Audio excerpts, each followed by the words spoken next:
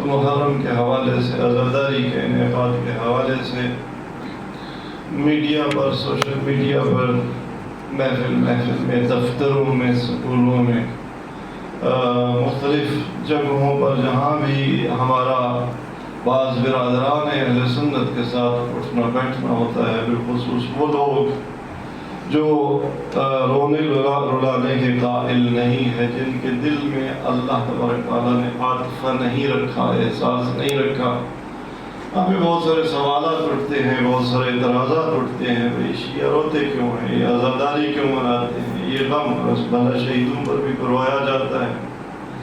تو اس طرح کے سوالات اور شبہات ایجاد کیے جاتے ہیں، جن کا ایک ہدف تو اپنی جگہ یہی ہوتا ہے کہ دشمن کو خود کو معلوم ہے کہ عزاداری کا کردار کیا ہے، عزاداری کا اثر کیا ہے۔ یہ عزاداری ہے جس نے اسلام کو بچایا ہے، یہ عزاداری ہے جس نے مکتب تشیع کو بچایا ہے، یہ عزاداری ہے جس نے گھر گھر میں عفت، جس نے گھر گھر میں شجاعت، جس نے گھر گھر میں پاک دامنی، جس نے گھر گھر میں نماز، جس نے گھر گھر میں روزے، جس نے گھر گھر میں حلال و حرام کا، جس نے گھر گھر میں توحید کا پیغام پہنچایا ہے۔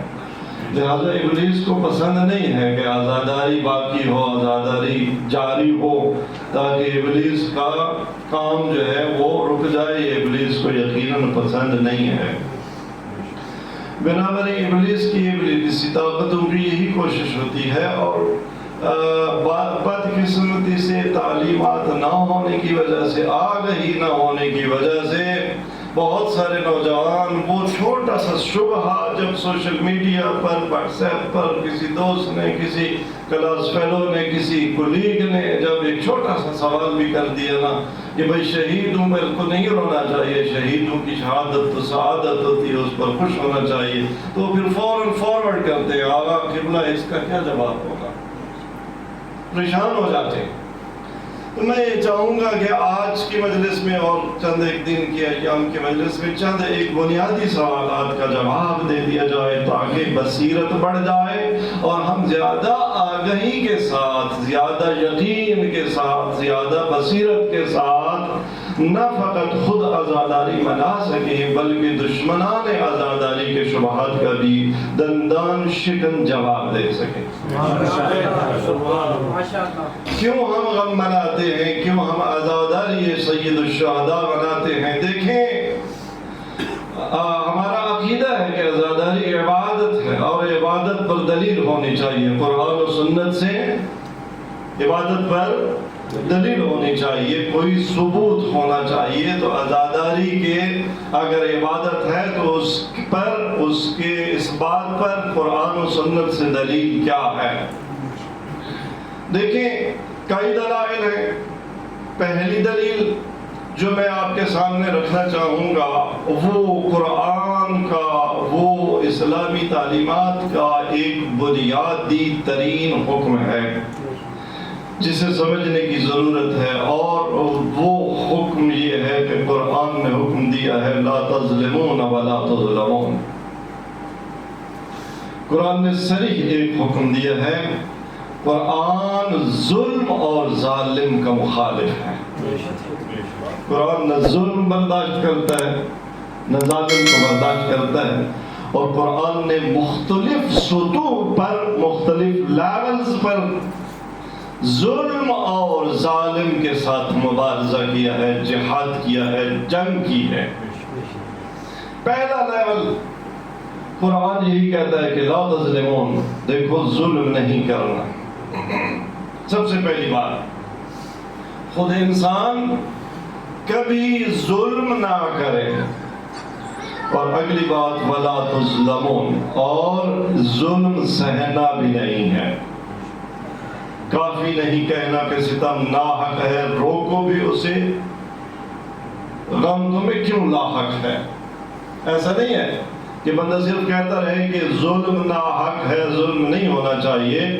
لا تظلمون ولا تظلمون، نہ ظلم کرنا ہے، نہ ظلم کو برداشت کرنا ہے، یہ پہلا لیول۔ لا تظلمون فتیلا، قرآن بڑا شدید حکم دیتا ہے کہ ایک دھاگے کے برابر برابر بھی ظلم برداشت نہ کرو.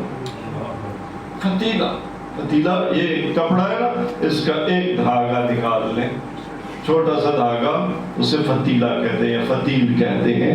قرآن ارشاد فرماتا ہے لا تظلمون فتیلہ، خبردار دھاگے برابر بھی ظلم برداشت نہ کرو. ظلم نہیں کرنا، یہ قرآن کا حکم ہے، اور یہی آئمہ کا اور اہل بیت کا حکم ہے. دیکھیں ہم اس مکتب کے ماننے والے ہیں جس کے امام اول کیا فرماتے ہیں، لو اوتیت علی تعلیم السبعۃ بما تحت افلاکہا، اگر 7 افلاک کی حکومت علی کو دے دی جائے اور سارے خزانوں سمیت دے دی جائے. صرف پاکستان کی حکومت کی بات نہیں ہو رہی، صرف بر صغیر کی حکومت کی بات نہیں ہو رہی، صرف ایشیا کی حکومت کی بات نہیں ہو رہی، صرف اس کرۂ ارض کی حکومت کی بات نہیں ہو رہی. 7 افلاک کی حکومت، جتنے خزانے اس میں ہیں، اگر علی کے ایک ہاتھ پر رکھ دی جائے اور علی سے صرف اتنے ظلم کا تقاضا کر لیا جائے کہ اے علی چمٹی کے منہ سے جو کا ایک چھلکا ظلم چیر لے، تو علی یہ نہیں کرے گا. ظلم نہیں کرنا اور ظلم سہنا بھی نہیں ہے. لا تظلمون فتیلا، دھاگے برابر بھی ظلم برداشت نہیں کرنا. تبھی تو یہی خطیب نہج البلاغہ اپنی آخری وصیت میں امام حسن حسین کے نام، ان کے ذریعے قیامت تک آنے والے اپنے شیعوں کے نام کیا پیغام چھوڑتے ہیں، کُونَا لِلظَّالِمِ خَصْمًا وَلِلْمَظْلُومِ عَوْنًا. کہ ظالم کا دشمن رہنا ہے، مظلوم کا مددگار رہنا ہے. تبھی تو شہید قائد شہید عارف الحسینی فرمایا کرتے تھے کہ ظالم اگر شیعہ بھی ہو تو ہم اس کے مخالف ہیں، مظلوم غیر شیعہ بھی ہو تو ہم اس کے حامی ہیں. شیعہ اور ظالم ہونا یہ جمع نہیں ہو سکتے، تشیع اور ظالم ہونا یہ اکٹھے نہیں ہو سکتے. اگر ظالم ہے تو شیعہ نہیں ہے، ظالم ہے تو شیعہ نہیں ہے. یہ پہلا لیول. قرآن نے ظلم کی نہ اجازت دی نہ ظلم برداشت کرنے کی اجازت دی، پہلی بات. اگلی بات قرآن نے اور آگے بڑھایا بات کو، فرمایا وَلَا تَرْكَنُوا إِلَى الَّذِينَ ظَلَمُوا فَتَمَسَّكُمُ النَّارُ. کسی مصیبت میں پھنس گئے ہو، کوئی تمہارا حق پھنس گیا ہے، جتنی بھی مشکل ہے، جتنی بھی پرابلم ہے، خبردار کیا نہیں کرنا، لا ترکنوا الی الذین ظلموا، ظالم کا سہارا اور اس کی سپورٹ نہیں لینی. خالی یہ نہیں کہ ظلم نہیں کرنا، ظلم سہنا نہیں ہے، ظالم کا سہارا بھی نہیں لینا. لا ترکنوا، رکون کسے کہتے ہیں، میں اب کرسی پہ بیٹھا ہوں، پیچھے تکیہ لگا کے پشت لگا کے بیٹھا ہوں، یہ سہارا لے کے بیٹھا ہوں، یہ رکون ہے. خبردار ظالم کا سہارا نہیں لینا، ظالم کو پشت پنا نہیں بنانا. لا ترکنوا الی الذین ظلموا فتمسکم النار. سزا کیا ہے جس نے ظالم کا سہارا لیا؟ اپنے اطلاع بنا لو نا. ظالم کو تم ظالم بناتے ہو، ظالم کو تم سپورٹ کرتے ہو، ظالم سے سپورٹ لے کر تم اسے ایوان اقتدار میں پہنچاتے ہو. اگر مظلوم اکٹھے ہو جائیں تو ظالم کا وجود ہی مٹ جائے. ظالم کے پاس جا کے سپورٹ لینے کی کیا ضرورت باقی رہے؟ ہم خود ظالم گر ہیں، ہم ظالم کو ظالم بناتے ہیں، اس سے سپورٹ لیتے ہیں. ظاہر ہے جب ظالم کے پاس 1,00,000 بندہ جائے گا تو وہ تو پھر شیر بن ہی جائے گا نا، چاہے جوہا بھی کیوں نہ ہو. تو برابری قرآن نے فرمایا کہ خبردار اگر ظالم کا سہارا لیا تو فتمسکم النار، تمہاری سزا آگ ہے جہنم کی. ما لکم من دون اللہ اولیاء، تم ظالموں کو اپنا ولی اور سرپرست بناتے ہو کہ جی وہ ہے ہمارے سفارشی اور وہ ہے ہمارے اولیاء اور وہ ہے ہمارے ولی اور وہ ہمارا معاملہ جو ہے وہ دیکھ لیں گے. خبردار اللہ کے سوا تمہارا کوئی ولی نہیں ہے. ظالم کبھی تمہارے ولی نہیں بن سکتے اور پھر تمہیں کہیں سے بھی نصرت نہیں ملے گی. قرآن کریم نے ظلم کرنے کا دروازہ بند کیا، قرآن کریم نے ظلم دھاگا برابر سہنے کا دروازہ بند کیا، قرآن کریم نے ظالم کا سہارا لینے کا دروازہ بند کیا۔ ظلم کے حوالے سے قرآن کریم نے آگے بات بڑھائی کہ قرآن نے فرمایا کہ لا يحب اللہ الجہر بالسوء من القول الا من ظلم، خدا کو پسند نہیں ہے کہ برائی کی پبلسٹی کی جائے۔ قرآن کا اخلاق اور ویلیوز جو ہے نا اشاعتی وہ کیا ہیں؟ ہمارے میڈیا پر منفی خبریں کتنی ہوتی ہیں اور مثبت خبریں کتنی ہوتی ہیں، آپ خود دیکھ لیں۔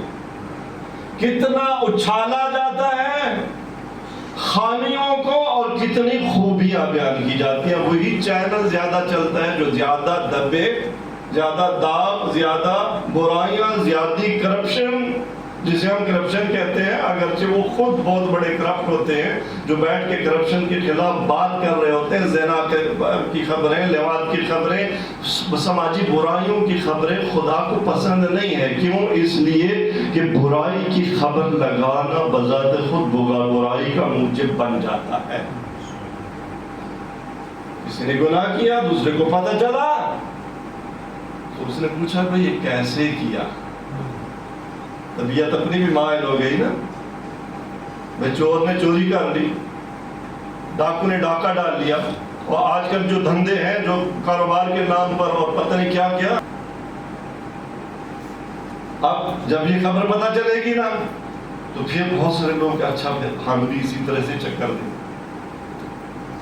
اگر میڈیا پر نہ آتی بہت ساری برائیوں کی خبریں، بچوں کو پتہ ہی نہ چلتا کہ کوئی ایسی برائی ہے بھی اور ویسی برائی کرنے کا سوچتے بھی نہ۔ لہذا قرآن کا فلسفہ یہ ہے کہ برائی جتنا چھپا سکتے ہو چھپاؤ۔ یہ نہیں ہے کہ سزا نہیں ہے، ثابت ہو جائے سزا ہے، لیکن برائی کا اشاعت ممنوع۔ لیکن ایک برائی قرآن اعلان کہتا ہے کہ اس کی جتنی پبلسٹی کر سکتے ہو، ہر مجلس میں، ہر چوک پر، ہر موڑ پر، ہر محفل میں، ہر لسان میں، ہر میڈیا کے پلیٹ فارم پر اسے اچھالو۔ وہ کیا ہے؟ وہ ظلم و ظالم کا ظلم ہے۔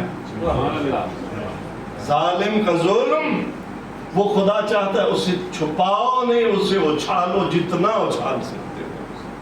لا يحب اللہ الجہر بالسوء من القول، اللہ کو پسند نہیں ہے کہ برائی کی باتیں اعلانیہ کی جائیں۔ الا من ظلم، مگر یہ کہ کوئی مظلوم واقع ہو، جو مظلوم واقع ہو۔ جتنی محفلوں میں جہاں ظالم کے خلاف، اس کے ظلم کے خلاف آواز بلند کر سکتا ہے، آواز بلند کرے۔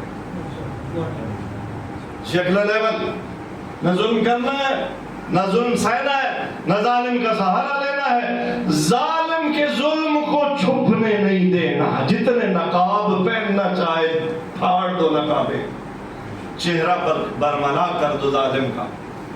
جی قرآن نے اس کے بعد اگلا لیول بیان فرمایا، اور اس کے بعد وَلَمَنِ انتَصَرَ بَعْدَ الظُّلْمِ فَأُولَٰئِكَ مَا عَلَيْهِمْ مِنْ سَبِيلٍ۔ اگلا حکم قرآن نے یہ دیا کہ اگر کوئی مظلوم واقع ہو جاتا ہے تو اس کو مکمل حق ہے کہ اپنے ظلم خواہی کرے، اپنے ظلم کا اپنے آپ پر جو ظلم ہوا اس کا بدلہ لے۔ آپ لو لشکر ویسے نہیں بنا سکتے، لیکن اگر مظلوم واقع ہوئے ہیں تو ایک گھر جا کر سپورٹ مانگو کہ میں نے فلاں ظالم نے مجھ پر ظلم کیا ہے، اس کے ظلم کا انتقام لینا ہے، آؤ میرے ساتھی بنو۔ تو پتہ چلا کہ قرآن یہ چاہتا ہے، قرآن کی منطق یہ ہے کہ جب بھی ظلم ہو اس کو برملا کیا جائے۔ عزیزان گرامی، اے مسلمان، اب تو بتا تاریخ بشریت میں آدم سے لے کر خاتم تک، اور خاتم سے لے کر آج تک، اور آج سے لے کر قیامت تک، تاریخ بشریت میں کبھی ایسا ظلم دکھا جیسا ظلم کربلا میں ہوا ہے؟ کہیں ہوا ہے ایسا ظلم؟ نبی کے نواسے، سید الرسل کی نواسیاں، ان کی اولاد ان پر اتنا بڑا ظلم، اب تو پوچھتے ہیں کہ ان کی یاد کیوں مناتے ہو، مجلسیں کیوں برپا کرتے ہو؟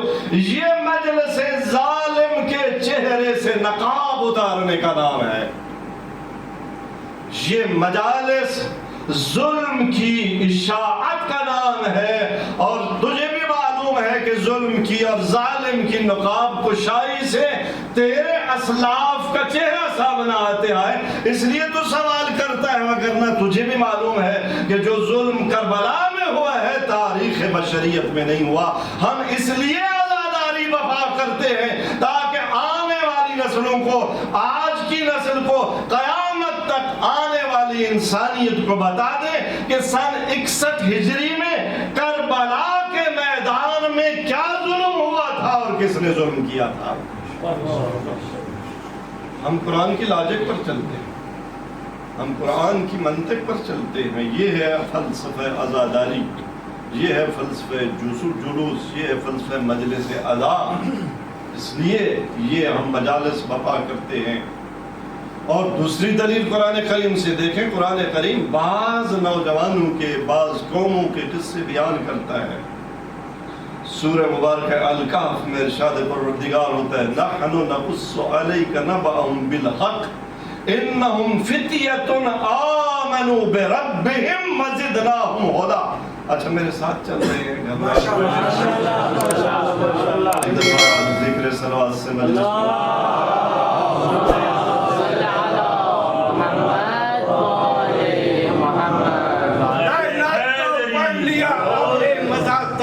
کا لا الہ تو پڑھ لیا ابلے مزہ تاثیر کا، لا الہ کی تہ کے نیچے خون ہے شبیر کا، لا الہ کے پڑھنے والوں لا الہ سے پوچھ لو، لا الہ تو بچ گیا گھر لوٹ گیا شبیر کا۔ محمد والے محمد بلند تر سراوا سورہ مبارکہ کاف ظاہراً آیت نمبر 81 ہے، ارشاد پروردگار ہوتا ہے، نحن نقص علیک نبأہم بالحق۔ خدا فرماتا ہے اے حبیب میں ایک قصہ بیان کرتا ہوں، میں ایک داستان بیان کرتا ہوں، میں ایک واقعہ بیان کرتا ہوں۔ واقعہ بیان کرنے والا کون؟ خدا۔ سننے والا کون؟ مصطفیٰ۔ نحن نقص علیک نبأہم، قصہ کن کا ہے؟ اصحاب کہف کا۔ نحن نقص علیک نبأہم بالحق، کون تھے اصحاب کہف؟ ان کا قصہ بیان ہونا چاہیے۔ اور قصہ خان کون ہو؟ مجلس پڑھنے والا ان کی کون ہو؟ ان کا ذکر کرنے والا خدا۔ سننے والا کون؟ نہ فقط محمد مصطفیٰ۔ قرآن میں آیت آ گئی نا، اب جو بھی قاری قرآن ہے، جو بھی حافظ صاحب ہے، جو بھی مفسر ہے، جو بھی مسلمان ہے، خدا نے ایسی قصہ گوئی کی کہ قیامت تک ہر قاری قرآن، ہر قرآن کو ماننے والا مجبور ہے کہ اصحاب کہف کا قصہ سنے، اور نہیں تو کم از کم تراویوں میں کھڑے ہو کر روزے کے بعد ایک دفعہ تو یہ مجلس سننی پڑے گی نا۔ اصحاب کہف کا قصہ، ان کی یاد، ان کی مجلس، ان کی بات سننی پڑے گی قیامت تک۔ تو پتہ چلا کہ کائنات میں کچھ لوگ ایسے ہوتے ہیں کہ ان کا قصہ عام ذاکر نہیں، عام خطیب نہیں، عام حافظ نہیں، عام مولوی نہیں، عام مفتی نہیں، عام فقیہ نہیں، نبی نہیں، سید الانبیاء نہیں، خدا پڑھتا ہے۔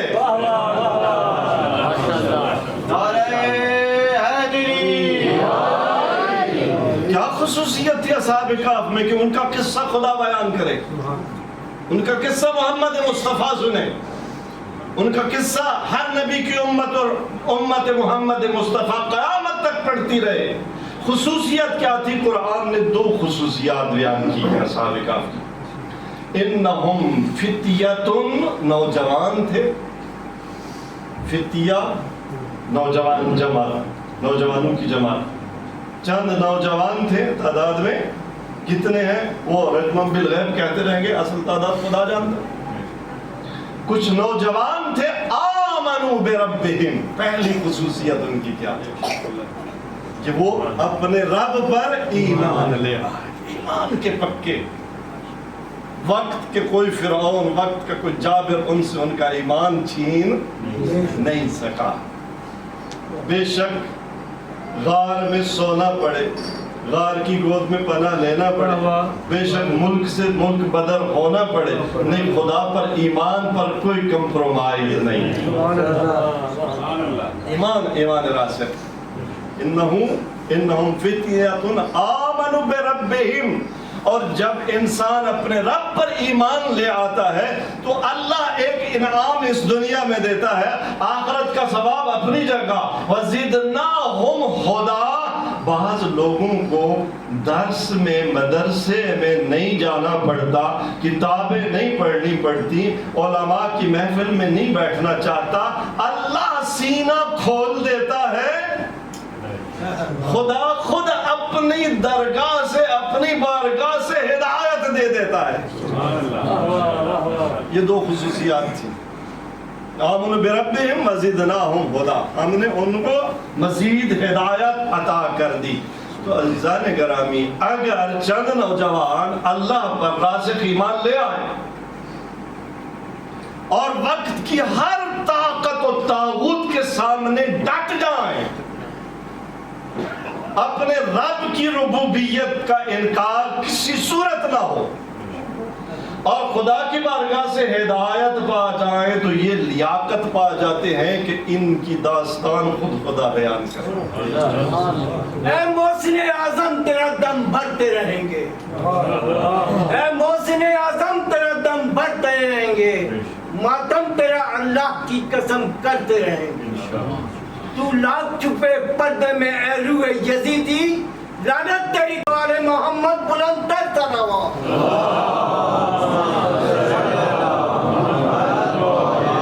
अपनी करातों में सूरह काफ की करात करने वाले मुसलमान है, अपनी नमाजों में सूरह काफ की तिलावत करने वाले मुसलमान है, अपनी तरावी में सूरह काफ की तिलावत करने वाले मुसलमान है, अपने नाजरे में सूरह काफ की तिलावत करने वाले मुसलमान है, सूरह काफ को हिफ्ज करने वाले मुसलमान।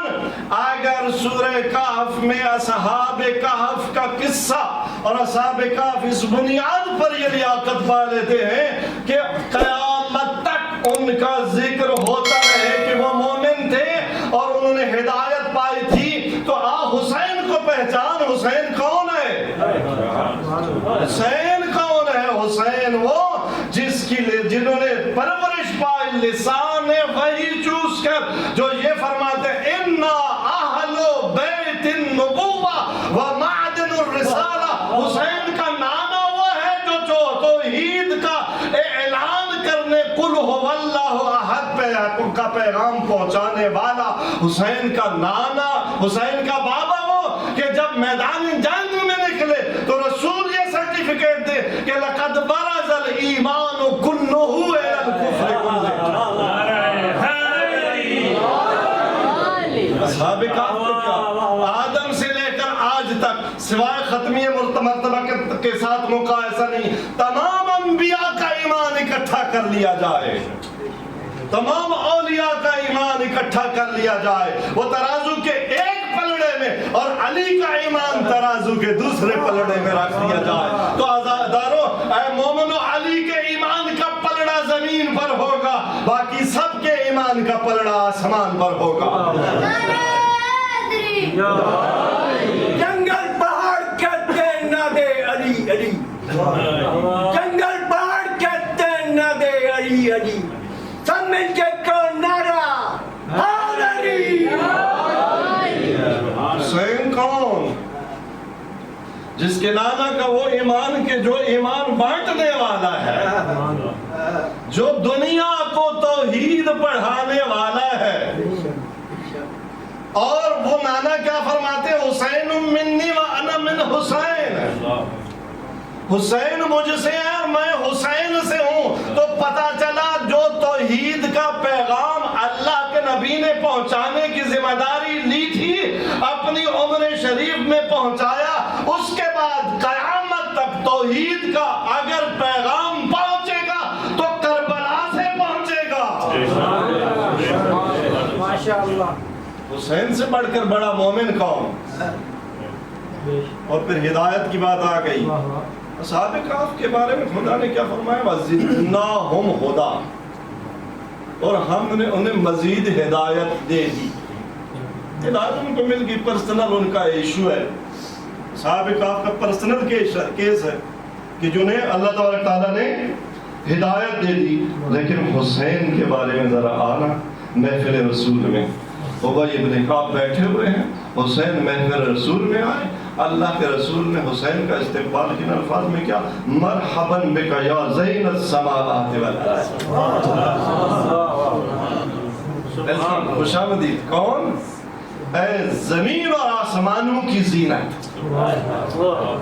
بھائی نے تعجب کیا، یا رسول اللہ ہم تو آپ کو زین السماوات والارض کہتے ہیں اور سمجھتے ہیں، آپ حسین کو زین السماوات والارض فرما رہے ہیں. تو اللہ کے رسول نے کیا فرمایا ہے؟ بھائی خدا کی قسم، اس ذات کی قسم جس کے قبضے قدرت میں محمد مصطفیٰ کی جان ہے، عرش کے دائیں ستون پر یہ لکھا ہوا ہے ان الحسین مصباح الہدی و سفینۃ النجات. حسین کے بارے میں اللہ نے فقط یہ نہیں فرمایا، رسول اللہ نے فقط یہ نہیں فرمایا کہ زدناہم ہدی پرسنل کیس نہیں ہے.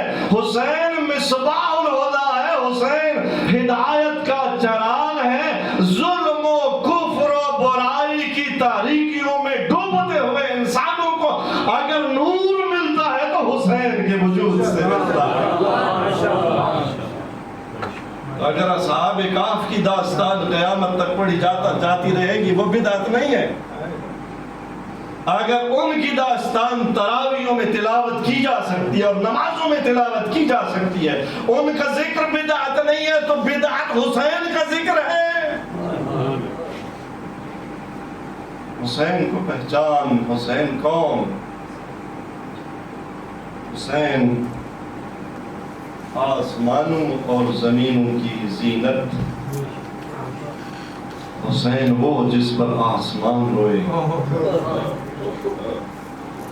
حسین وہ جس پر زمین روئے.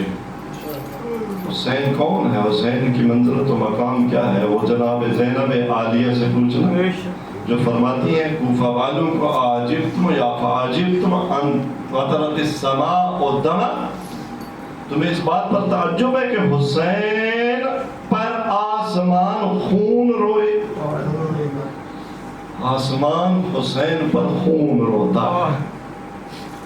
کوفہ والوں تمہیں پتہ ہے ایّاک بدل رسول اللہ فریتم، تم نے رسول کا کیسا جگر کاٹا ہے.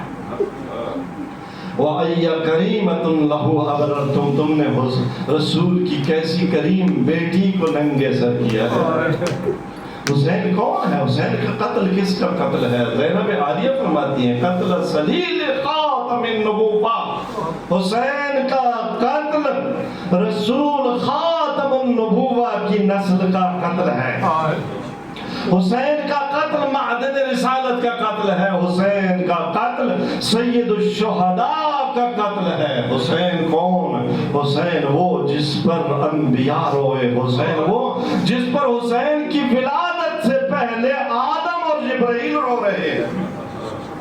جب آدم سے خطا سرزد ہوئی اور جناب جبرائیل نے وہ پنجتن پاک کے نام تعلیم دیے، توبہ کی دعا تعلیم دی اور کہا اے آدم یہ دعا پڑھ بارگاہ ربوبی میں کہ یا حمید و بحق محمد، یا عالی و بحق علی، یا فاتر و بحق فاطمہ، یا محسن و بحق الحسن، یا قدیم الاحسان بحق الحسین علیہ السلام. آدم کو جبرائیل دعا تعلیم دے رہے ہیں. آدم دعا پڑھ رہے ہیں، کہا یا عالی و بحق محمد، یا فاتر و بحق فاطمہ، یا محسن و بحق الحسن، یا قدیم الاحسان بحق الحسین کے نام پہ جب پہنچے نا تو آدم رک گئے. کہا یا اخی جبرائیل، بھائی جبرائیل یہ بتا، میں نے پہلے 4 جب نام لیے تو میرے دل میں فرحت و سرور تھا، لیکن یہ پانچواں نام کیسا ہے کہ جب میں نے حسین کا نام لیا تو تسیل و اب رہتی ہے، تو میرا جگر ٹکڑے ٹکڑے ہو گیا، میری آنکھوں سے اشک رواں ہو گئے۔ اس وقت جبرائیل نے بتایا، اے آدم، یہ تیری نسل سے آخری نبی کا نواسا ہے جسے پیاسا مارا جائے گا، جو اتنا پیاسا ہوگا کہ جسے آسمان نظر نہیں آئے گا، دھوئیں کے بادل نظر آئیں گے۔ عزادر حسین پر ابراہیم روئے، حسین پر اسماعیل روئے۔ حسین پر اسماعیل کیسے روئے؟ اسماعیل کی بکریاں چرواہا چرا رہا ہے، نہر فرات کے کنارے لایا، بکریاں پیاسی ہیں لیکن پانی نہیں پی رہی۔ یہ چرواہا تعجب کے عالم میں جناب اسماعیل کی خدمت میں حاضر ہوا، کہا اسماعیل وجہ کیا ہے؟ مجھے سمجھ نہیں آتی، بکریاں پیاسی ہیں لیکن اس نہر کا پانی نہیں پیتی۔ جناب اسماعیل نے بارگاہ ربوبی میں عرض کی، بار الہ راز کیا ہے؟ خطاب ہوا، اسماعیل خود بکریوں سے پوچھ، خود ان بکریوں سے پوچھ۔ جب جناب اسماعیل نے پوچھا، بکریوں بتاؤ راز کیا ہے؟ تم پیاسی بھی ہو لیکن نہر فرات سے پانی کیوں نہیں پی رہی؟ تو اس وقت تاریخ بتاتی ہے بکریوں نے فصیح عربی زبان میں کہا کہ ہمیں پتہ چلا ہے کہ اس نہر فرات کے کنارے آپ کی اولاد سے خاتم النبی کا نواسا پیاسا مارا جائے گا، ہم حسین کی پیاس کی یاد میں نہر فرات کا پانی نہیں پیتی ہیں۔ عزادار حسین پر جناب عیسیٰ روئے، حسین پر جناب موسیٰ روئے، حسین پر جناب زکریا روئے، حسین پر جناب یحییٰ روئے، حسین پر تمام انبیاء روئے۔ حسین پر رونا بدعت ہوتا تو حسین کی ولادت سے پہلے یہ انبیاء نہ روتے، اور لیکن کوئی اس طرح سے نہ رویا جس طرح سے نانا محمد مصطفیٰ رویا۔ نانا محمد مصطفیٰ جناب ام سلمہ فرماتی ہیں کہ حسین کا چھوٹا سن ہے، رسول خدا تشریف لائے اور فرمایا کہ ام سلمہ میں کمرہ میں استراحت کے لیے جا رہا ہوں، کسی کو کمرے میں نہ آنے دینا، کسی کو میرے آرام میں مخل نہ ہونے دینا۔ ام سلمہ کہتی ہے کہ میں نے دیکھا کہ حسین جلدی سے اسی کمرے میں داخل ہوئے جس میں اللہ کا رسول داخل ہوا تھا۔ میں حسین کو نہ روک سکی، میں پھر گئی کہ داؤں دیکھوں کیا منظر کیا ہے۔ جب میں کمرے میں داخل ہوئی تو میں نے کیا دیکھا؟ رسول کے سینے پر حسین بیٹھا ہوا ہے اور رسول اکرم کے آنکھوں سے آنسوں کا ایک سمندر جا رہا ہے۔ رسول خدا بڑا بڑا اور بار بار گریہ کر رہے ہیں۔ میں نے پوچھا یا رسول اللہ آپ کس بات پر رو رہے ہیں؟ فرمایا ام سلمہ ابھی جبرائیل آئے ہیں اور جبرائیل نے بتایا یا رسول اللہ تیرا یہ نواسا حسین میدان کربلا میں پیاسا شہید کر دیا جائے گا۔ ام سلمہ جبرائیل نے کربلا کی خاک دی ہے، یہ خاک لے لے، جس خاک کو میرے بعد اپنے پاس محفوظ رکھنا، جب تک یہ خاک رہے میرا حسین زندہ ہوگا۔ جس دن یہ خاک خون میں تبدیل ہو جائے سمجھ لینا میرا حسین شہید ہو گیا۔ عزادار حسین پر رونا بدعت ہوتا تو اللہ کا نبی اپنا منبر چھوڑ کے حسین کا استقبال نہ کرتا۔ تاریخ میں ہے کہ اللہ کے نبی خطبہ دے رہے ہیں، مسجد نبوی کے دروازے سے حسین داخل ہوئے، حسین کا پاؤں اپنے کرتے کے دامن میں الجھا، ادھر مسجد کے دروازے پر حسین گرے، ادھر اللہ کے رسول سے منبر چھوٹ گیا۔ جلدی سے جا کر ایک جملہ کہتے جا رہے ہیں عزیز علیہ یا ابا عبداللہ۔ ترجمہ کروں اللہ کا رسول کیا فرما رہا تھا؟ حسین کو اٹھانے کے لیے جا رہے ہیں، ایک جملہ کہہ رہے ہیں، بار بار کہہ رہے ہیں کہ ابا عبداللہ حسین مجھ سے برداشت نہیں ہوتا، حسین مجھ سے برداشت نہیں ہوتا۔ میں کہوں گا یا رسول اللہ کیا برداشت نہیں ہوتا؟ حسین کا دروازہ مسجد پر گرنا تم سے برداشت نہیں ہوتا؟ جزین ذوالجناح سے اور تیروں کی آغوش میں حسین کا گرنا، بس عزاداروں کچھ لوگ اس محفل میں بھی تھے جن کے لیے رسول کا یہ اقدام ان کے لیے تعجب کا موجب تھا. عرض کرنے لگے یا رسول اللہ ہمیں حکم دیا ہوتا ہم حسین کو اب ممبر سے نہ اترے ہوتے, ہم حسین کو اٹھا کر آپ کی خدمت میں پیش کر دیتے. اللہ کے رسول نے کیا فرمایا؟ فرمایا اللہ کی قسم میں نے اپنی مرضی سے نہیں کیا, یہ خدا کا حکم تھا کہ میں حسین کو اٹھاؤں. پھر دونوں ہاتھوں پہ بلند کیا, بلند کر کے دکھایا ایھا الناس ھذا حسین ابن علی, اے لوگو یہ علی کا لال حسین ہے,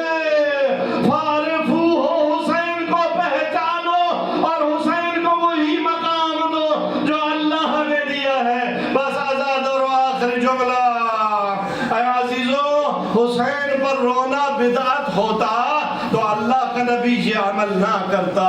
علامہ جعفر شستری علیہ رحمہ نے جملے لکھے کہ اللہ کے نبی ایک عمل کرتے تھے. وہ عمل کیا ہوتا تھا؟ علی کو حکم دیتے یا علی امسک ہو, اے علی حسین کو تھام لے.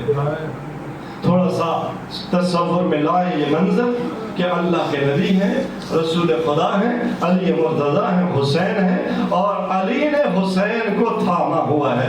اللہ کے رسول ایک عمل شروع کرتے, کیا کرتے؟ علی نے پکڑا ہوا ہے حسین کو, رسول آگے بڑھے, حسین کی پیشانی کا بوسہ لیا اور زار زار روئے. پھر کیا کیا؟ پھر حسین کی آنکھوں کا بوسہ لیا, پھر رسول خدا روئے. پھر کیا کیا؟ حسین کے ہونٹوں کا بوسہ لیا, رسول خدا روئے. اور پھر حسین کے دانتوں کا بوسہ لیا, رسول خدا روئے. پھر حسین کی ٹھوڑی کا بوسہ لیا, رسول خدا روئے. اور پھر حسین کی گردن کا بوسہ, اور پھر حسین کی پشت گردن کا بوسہ. رسول خدا روتے جا رہے, پھر حسین کے ایک ایک عضو کا بوسہ لے رہے ہیں, روتے جا رہے ہیں. پھر کیا فرمایا؟ یا علی ذرا حسین کا کرتا ہٹا. اب جو مولا علی نے حسین کا کرتا ہٹایا, اللہ کے رسول نے حسین کے دل کے مقام پہ اپنے ہونٹ رکھ دیے اور جو بوسے دے رہے ہیں. علی نے پوچھا یا رسول اللہ آپ کیا کر رہے ہیں, کیوں روتے جا رہے ہیں؟ ایک جملہ فرمایا اقبل مواضع السیوف, علی وہ مقامات چوم رہا ہوں جہاں تیر لگیں گے, جہاں تلواریں لگیں گی, جہاں نیزے لگیں گے. دل کا وہ مقام چوم رہا ہوں جہاں ایسا تیر لگے گا جو لگے گا تو سینے میں نکلے گا پشت سے. الا لعنت اللہ علی القوم الظالمین وسيعلم الذين ظلموا أي منقلب ينقلبون.